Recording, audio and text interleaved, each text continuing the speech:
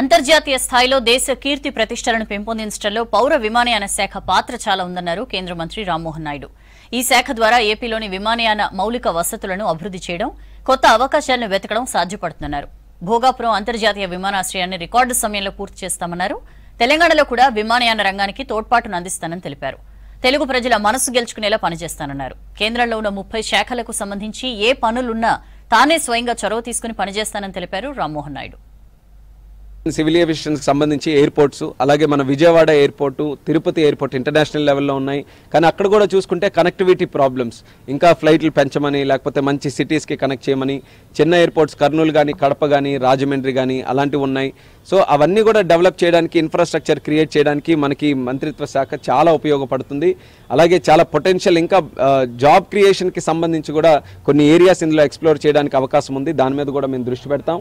మీరు గుర్తు చేశారు, రూరల్ డెవలప్మెంట్ అలాగే కమ్యూనికేషన్స్ ఎంఓఎస్గా పెమ్మసాని చంద్రశేఖర్ గారికి ఆయన కూడా అప్పచెప్పడం జరిగింది. అది కూడా ఒక మంచి శుభ పరిణామం. రూరల్ డెవలప్మెంట్ మన చేతిలో ఉండడం, అత్యధికమైనటువంటి గ్రామీణ ప్రాంతం ఆంధ్రప్రదేశ్ రాష్ట్రంలో ఉంది. సో ఆ మినిస్ట్రీ మీద కూడా మనం పట్టు సాధించగలిగితే మంచి నిధులు మనం తీసుకొని వచ్చే అవకాశం ఉంటుంది. కానీ మీరు చూడండి, ఏ అలయన్స్లో ఉన్నప్పుడు 2, 3, 4 ఎన్ని మినిస్ట్రీలు వచ్చినా సరే ఇంకా చాలా డిపార్ట్మెంట్స్ మనకు బయట ఉంటాయి.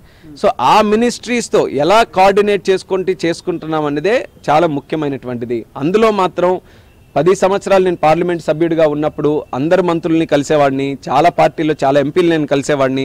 సో వ్యక్తిగతంగా మంచి రిలేషన్స్ అందరితో కూడా ఉన్నాయి.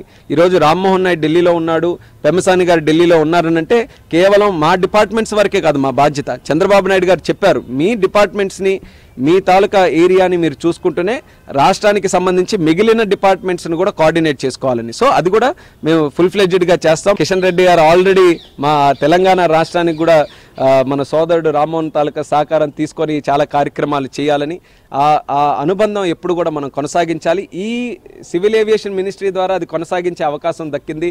మా తెలంగాణ ప్రజలకు కూడా నేను చేరువయ్యే అవకాశం దక్కింది. కాబట్టి